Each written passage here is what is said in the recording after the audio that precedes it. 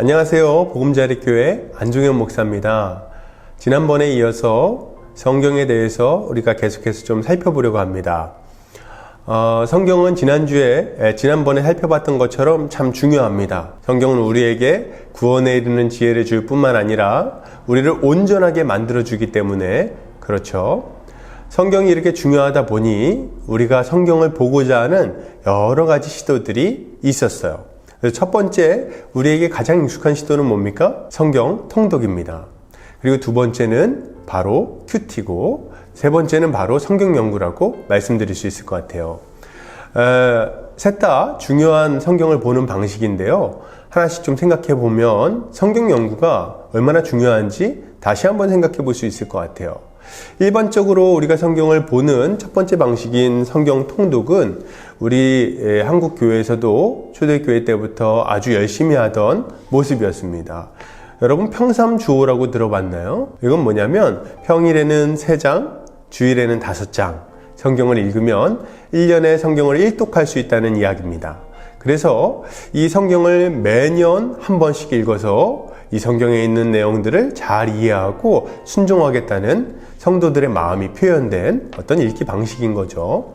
그런데 우리가 이렇게 성경을 사랑하는 마음으로 성경 통독을 하지만 이것이 충분하다고 말하기는 좀 어려울 것 같아요. 왜냐하면 우리가 어떤 본문을 볼 때 그 본문을 1년에 몇 번 보게 되는 겁니까? 한 번밖에 못 보게 되는 거예요. 그러니까 충분히 그 내용을 이해하고 생각하기에는 부족하겠죠. 그리고 성경을 빨리 읽어나가는 방식으로 이 성경 통독이 진행되다 보니까 성경에 있는 내용들을 충분히 숙지하고 살펴보기에는 여러 가지 제약이 있는 게 사실이더라.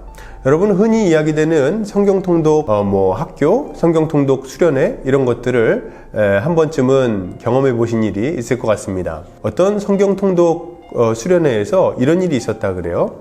보통 성경 통독 수련회를 하면 앞에서 이 인도하시는 분이 나와서 성경을 굉장히 빨리 읽습니다.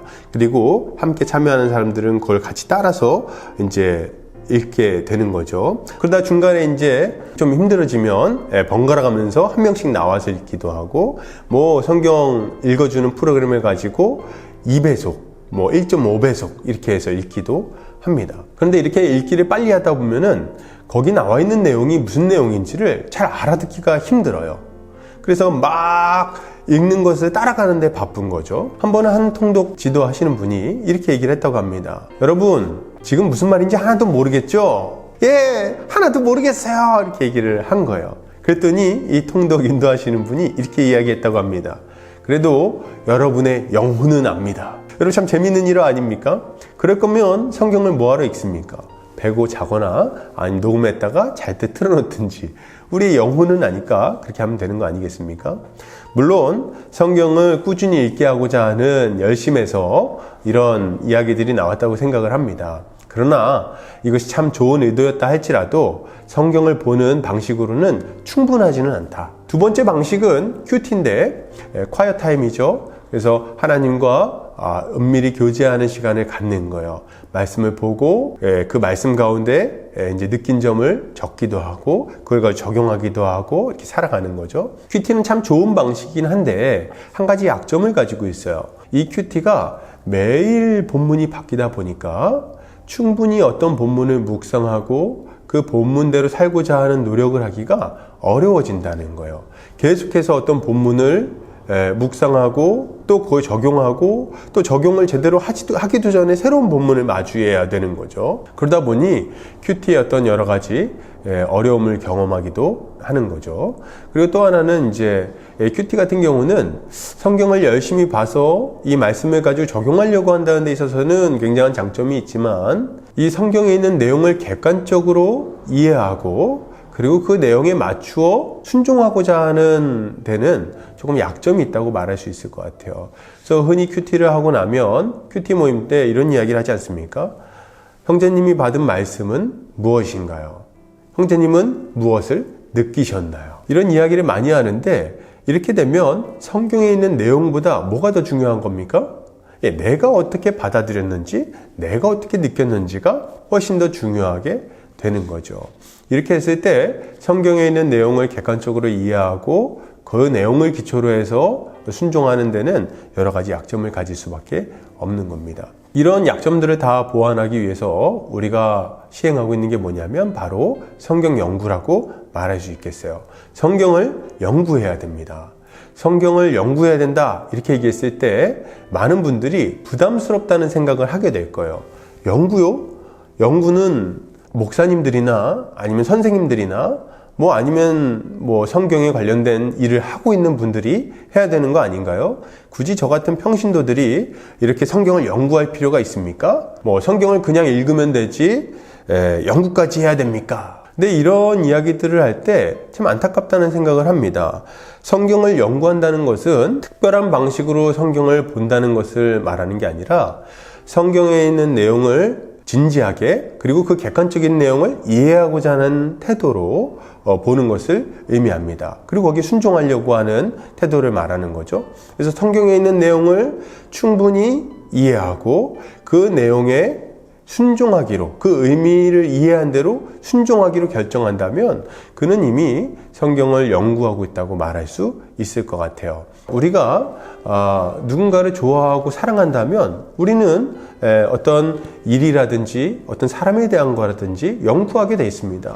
예를 들어서 우리가 연예인 중에 누군가를 좋아한다고 한번 생각해 보죠. 그 사람이 누군지 연구하게 돼요. 그 사람이 어디서 태어났는지, 어떤 음악을 좋아하는지, 어떤 영화를 좋아하는지, 그리고 그 사람이 어떤 말을 했는지 이런 것들을 다 알게 됩니다. 제가 이제 한 번은 우리 중고등학생들하고 같이 이렇게 만나서 이야기를 하는데 예전에 이제 그 엑소라는 우리 친구들이 굉장히 좀 인기를 얻었던 때가 있지 않습니까? 지금도 인기가 있지만 엑소라는 친구들이 12명입니다. 이 12명 이름을 잘못 얘기했다가 거의 죽을 뻔했어요.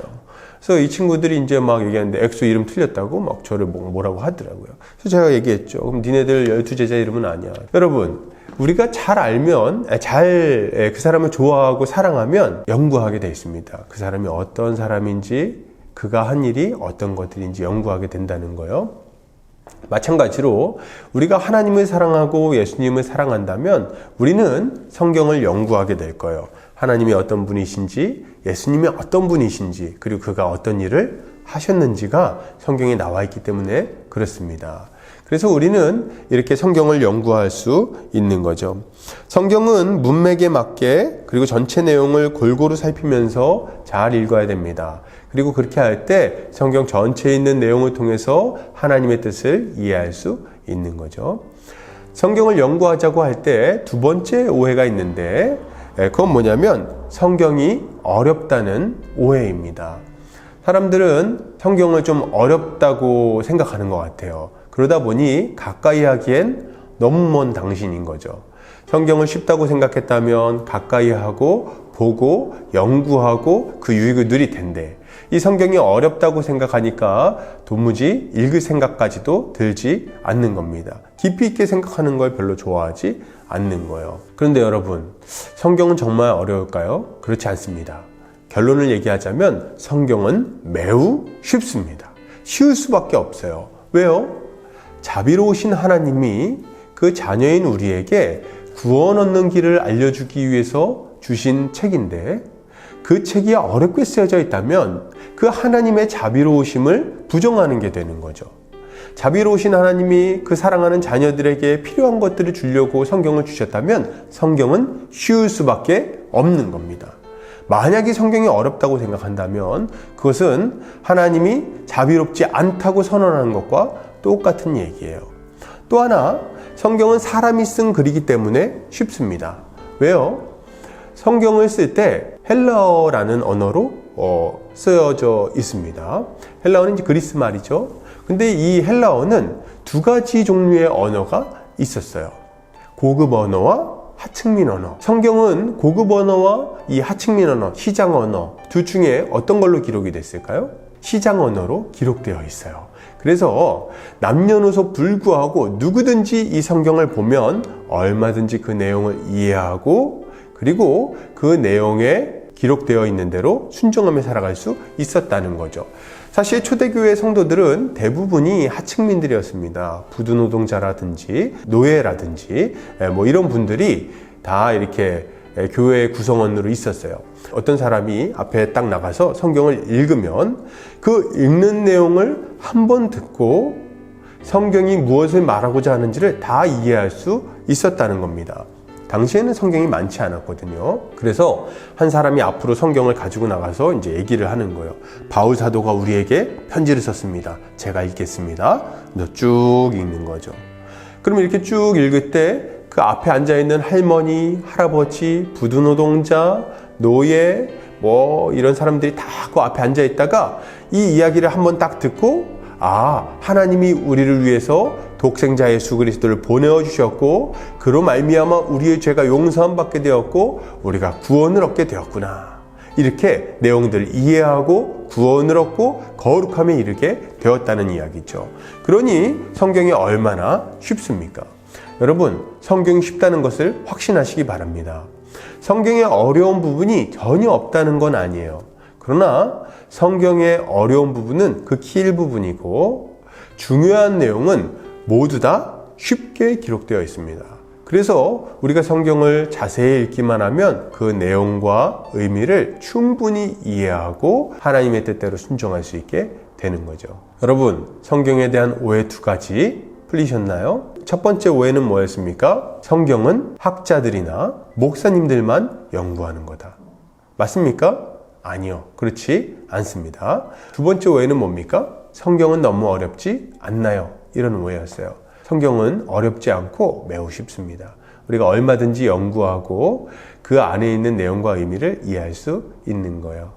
자, 그럼 오늘 성경을 연구하기 힘들게 만드는 2가지 오해를 살펴봤는데요.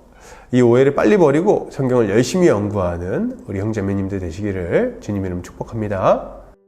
성경을 배우고 싶은 회원을 모집합니다. 성경을 어떻게 봐야 할지 모르는 사람, 성경을 체계적으로 공부하고 싶은 사람, 믿음을 견고하게 세우고 싶은 사람, 믿음의 교제를 하고 싶은 사람 등 관심이 있으신 분은 헬시처치앤페스터@gmail.com으로 문의해 주시기 바랍니다.